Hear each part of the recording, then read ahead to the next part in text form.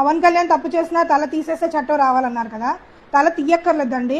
మీ సిద్ధాంతాల్లోంచి కులాలను కలిపే ఆలోచన, మత ప్రస్తావన లేని రాజకీయం రెండింటినీ తీసిపడేయండి. ఎందుకంటే మీరు తిరుపతి లడ్డు వ్యవహారంలో అనుసరించిన తీరు రాష్ట్ర ప్రజలందరికీ కూడా భయాన్ని కలిగించింది.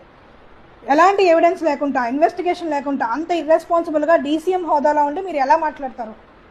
మీరు మాట్లాడిన వ్యాఖ్యలు తీసుకొని అన్రెస్ట్ క్రియేట్ అయ్యి ఒకరి మీద ఒకరు దాడులు తీసుకుంటే ఎవరి బాధ్యత తీసుకోవాలి? ఇది పబ్లిక్ కోడని డిస్టర్బ్ చేయడం కాదా? ఎవరిని ప్రసన్నం చేసుకోవడానికి ఇలాంటి మాటలు మాట్లాడుతున్నారు? సంప్రోక్షణ చేయాలన్నారు కదా, సంప్రోక్షణ చేయాల్సిన ఆలయాలను కాదండి, ఇలాంటి మత విద్వేషాలు రెచ్చగొట్టే రాజకీయ నాయకుల మెదడును సంప్రోక్షణ చేయాలి, ఇలాంటి ఆలోచనలు సంప్రోక్షణ చేయాలి. ఈ రోజున మీరు అధికారంలో ఉండగానే ఇటువంటి విచారణలో బయటపడ్డది కాబట్టి సరిపోయింది. లేదంటే నిజంగా ఇప్పటికీ కూడా భక్తులందరికీ కూడా మనసులో తొలిచేస్తూ ఉంటుంది కదా, ఎప్పటికీ ఈ విద్వేషాలు అనేవి ఉండిపోతాయి కదా. నాయకత్వం అంటే మాట్లాడడం కాదు, ఎప్పుడు మాట్లాడాలి, ఎంత బాధ్యతగా వ్యవహరించాలని తెలుసుకోవడం.